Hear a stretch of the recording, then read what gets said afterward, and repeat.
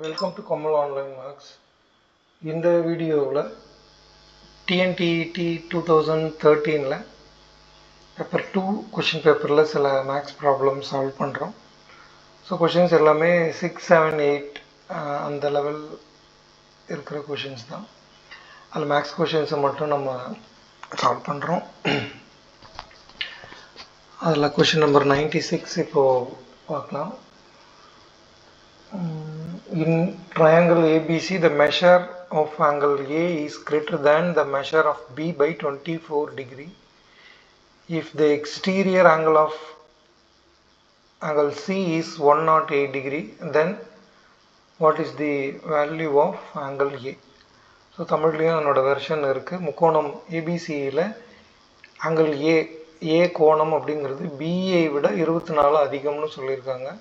Angle C கோணம் சியினுடைய வெளிக்கோணத்தின் மதிப்பு 108. ஏ எவ்வளோ அப்படின்னு கேட்குறாங்க. ஓகே, ஸோ ஒரு முக்கோணம் வரைஞ்சிக்கலாம்.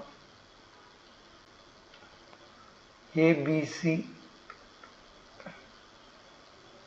என்ன வேல்யூ கொடுத்துருக்காங்க பாருங்கள். ஏ ஆனது பிஏ விட 24 டிகிரி அதிகம் அப்படிங்கிறாங்க. அப்போ இது எனக்கு எவ்வளோன்னு தெரியாது, அது எக்ஸ்ன்னு வச்சுக்கிறேன். அப்போ ஏவோட வேல்யூ எவ்வளோ இருக்கும் அப்படின்னா பியை விட 24 அதிகமாக இருக்கும். அப்போ எக்ஸ் ப்ளஸ் 24. சி என்ன சொல்லியிருக்காங்கன்னா சியினுடைய வெளிக்கோணம் எக்ஸ்டீரியர் ஆங்கிளை வந்து 108ன்னு சொல்லியிருக்காங்க. ஸோ இதனுடைய வெளிக்கோணம் 108 டிகிரி. அப்போ இந்த உள்கோணம் எவ்வளோ இருக்கும் அப்படின்னா இது ஒரு நேர்கோடு. அதில் மொத்த கோணம் அப்படின்னா 180 டிகிரி. அதில் 108 வெளிக்கோணம் போச்சுன்னா உள்கோணம் அப்படிங்கிறது இந்த ஆங்கிள் சி அப்படின்றது 72 டிகிரி. ஸோ இப்போது ஆங்கிள் பிஏ எக்ஸ்ன்னு வச்சுக்கிறோம். ஏ வந்து பிஏ விட 24 டிகிரி அதிகம். ஆங்கிள் சி நாமே கண்டுபிடிச்சிட்டோம், 72. கோணத்தின் பண்பு என்னென்னா 3 கோணங்களினுடைய கூடுதல் வந்து 180 டிகிரியாக இருக்கும். அப்போ அதை பயன்படுத்தலாம். Angle A, angle B, angle C 180. A வந்து எக்ஸ் ப்ளஸ் 24, பி ஒரு எக்ஸு, சி ஒரு 72, மொத்தம் 180. அப்போ எக்ஸ் ப்ளஸ் எக்ஸ் வந்து 2 எக்ஸு, 72 ஒரு 24, 96. இது வந்து 180. அப்போ 2 எக்ஸ் வந்து 180ல் 96 கழிக்கிறோம். அப்போ 84. 2 எக்ஸ் 84னா எக்ஸ் வந்து 42. கேள்வி என்ன கேட்குறாங்க பாருங்கள். ஏவோட வேல்யூ என்ன அப்படிங்கிறது தான் கொஷின். எக்ஸ் அப்படிங்கிறது பியோட கோணத்தின் மதிப்பு. அப்போ ஆங்கிள் ஏ அப்படின்றது எக்ஸ் ப்ளஸ் 24. இதோட ஒரு 24 ஆட் பண்ணுங்கள். 42 ஒரு 24, 66. ஆப்ஷன் சி அப்படிங்கிறது இந்த கணக்குக்கான சரியான விடையாக இருக்கும்.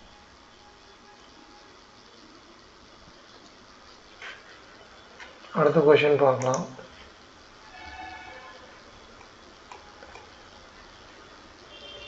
ஸோ இதில் என்ன கேள்வி பாருங்கள். 97வது கொஷின்.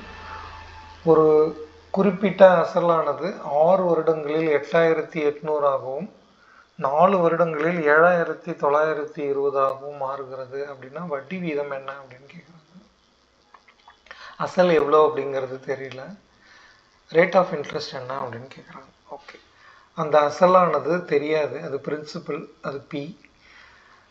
6 வருஷத்தில் அதனோட மதிப்பு எப்படி மாறி இருக்கு அப்படின்னா 8880. 4 வருஷத்தில் அதனுடைய மதிப்பு எவ்வளோ மாறி இருக்குன்னா 7920. அப்போ அந்த அசல் அப்படிங்கிறது வட்டி சேரும்பொழுது அதிகமாகிக்கிட்டே இருக்கு. இப்போ 6 வருஷத்தினோட மொத்த மதிப்பையும் 4 வருஷத்தோட மொத்த மதிப்புலேருந்து நான் கழிக்கிறேன்.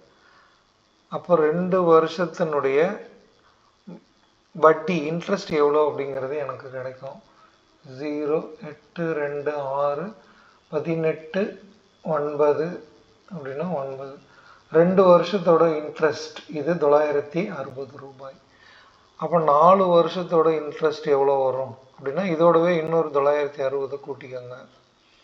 அப்போ 6 6 12 1 8 1920. அப்போ 4 வருஷத்தில் அந்த அசலுக்கான வட்டி 1920. ஆனால் 4 வருஷத்தில் அந்த பணம் எவ்வளவோ மாறி இருக்குன்னா 7920. அப்போது 4 வருஷத்தினுடைய வட்டியை அதிலிருந்து கழிச்சிருங்க.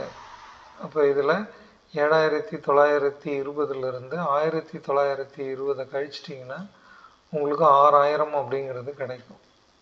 இந்த 6000ங்கிறது என்ன அப்படின்னா அதுதான் உங்களுடைய முதலீடு பிரின்சிபல். இப்போ எனக்கு அசல் தெரியும், கால அளவு தெரியும். இதிலிருந்து எந்த வட்டி விகிதத்தில் அது 4 வருஷத்தில் 1920 ரூபாய் ஆயிருக்கு அப்படிங்கிறத நான் கண்டுபிடிச்சா போதும். அப்போ சிம்பிள் இன்ட்ரெஸ்ட்டுக்கான ஃபார்முலா I = PNR/100 அதை நம்ம யூஸ் பண்ணால் போதும். அப்போ சிம்பிள் இன்ட்ரெஸ்ட் இங்கே எவ்வளோன்னா 1920, அசல் 6000, 4 வருஷம், ரேட் ஆஃப் இன்ட்ரெஸ்ட் தான் நமக்கு தெரியாது, R/100. ஸோ ஒரு 2 இங்கே 2 0 நீங்கள் அதை கேன்சல் பண்ணிக்கலாம். அப்புறம் ஒரு 0 இந்த பக்கம் கேன்சல் பண்ணிக்கலாம். அப்போ மீதி இருக்கிறது 6 4 24, 192/24, அதுதான் R. 8 2 16, 8 4 32 அப்படின்னா 192 வருமானு பாருங்கள். R வேல்யூ வந்து 8ன்னு வரும். 8 தடவை 24, அவ்வளோதான். அப்போ 8% அப்படிங்கிறது சரியான விடை. அடுத்த கொஷின் பாருங்கள்.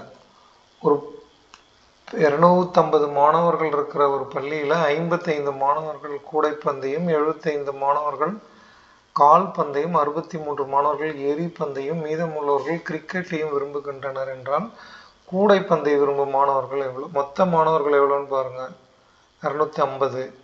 அதில் கூடைப்பந்தை விரும்புபவர்கள் எவ்வளோன்னு பாருங்கள், 55. அதனுடைய சதவீதம் என்ன அப்படிங்கிறது தான் எங்கள் கொஷின். 250 அதனோட 10% அப்படின்னா எவ்வளோ பாருங்கள், 25. இன்னொரு 10%னா எவ்வளோ, இன்னொரு 25. 50 மாணவர்கள் அப்படின்றது 20%. கிட்டத்தட்ட இங்கே 55 இருக்குது. அப்போ உங்கள் விட என்னவாக இருக்குன்னா 22% இருக்கும். இல்லை நீங்கள் ஒர்க் அவுட் பண்ணணும் அப்படின்னா 55/250 × 100 பர்சன்டேஜில் எவ்வளோ அப்படிங்கிறத நீங்கள் கண்டுபிடிக்கணும். அதாவது 250 மாணவர்களுக்கு 55 பேர்னா 100க்கு எவ்வளோ பேர் அப்படிங்கிறத நீங்கள் இங்கே கண்டுபிடிக்கணும். அதை சால்வ் பண்ணிங்கன்னா உங்களுக்கு 22% அப்படிங்கிறது கிடைக்கும். அடுத்த கொஷின் பாருங்கள். 60 கிலோமீட்டர் வேகத்தில் செல்லும் ஒரு கார் ஒரு குறிப்பிட்ட தூரத்தை 5 மணி நேரத்தில் கடக்கிறது. அதே தூரத்தை 40 கிலோமீட்டர் வேகத்தில் சென்றால் எவ்வளோ நேரத்தில் அது கடக்கும்? ஓகே, இப்போ பாருங்கள், 60 கிலோமீட்டர் வேகத்தில் ஒரு கார் போயிட்டுருக்கு, 5 மணி நேரம் ட்ராவல் ஆகுது. அப்போ 1 மணி நேரத்தில் எவ்வளோ கிலோமீட்டர்னா 60. அப்போ 5 மணி நேரத்தில் எவ்வளோ தூரம் கடந்திருக்கோன்னா 5 × 60 300 கிலோமீட்டர் அது கடந்திருக்கும். அவ்வளோதானே. கேள்வி என்ன கேட்குறாங்க, அதே தூரத்தை 40 கிலோமீட்டர் ஸ்பீடில் போனால் எவ்வளோ நேரம் ஆகுன்னு கேட்குறாங்க. அப்போ இதை 40 கிலோமீட்டராக 1 மணி நேரத்துக்கு அப்படின்னு நான் எடுத்துக்கிறேன். அப்போ 40 கிலோமீட்டராக இதை நான் கவர் பண்ண போகிறேன்னா எவ்வளோ நேரம் ஆகும்னு கேட்குறாங்க. அந்த 300 40ஆல் டிவைட் பண்ணிவிடுங்க. ஒரு 0 கட் பண்ணிக்கலாம். 30 4ஆல் வகுத்துருங்க. 7 நாள் 28, 5 நாள் 20, 7.5. இங்கே நேரத்தை எப்படியில் கொடுத்துருக்காங்க பாருங்கள், மணி நேரத்தில் கொடுத்துறதுனால 7.5 மணி, அதாவது 7 மணி 30 நிமிடம் அப்படின்னு அர்த்தம். அப்போ 7.5 மணி நேரத்தில் அதே காரு அதே தூரத்தை 40 கிலோமீட்டர் ஸ்பீடில் கடக்கும் அப்படின்றத நம்ம சொல்லிடலாம். தேங்க்யூ.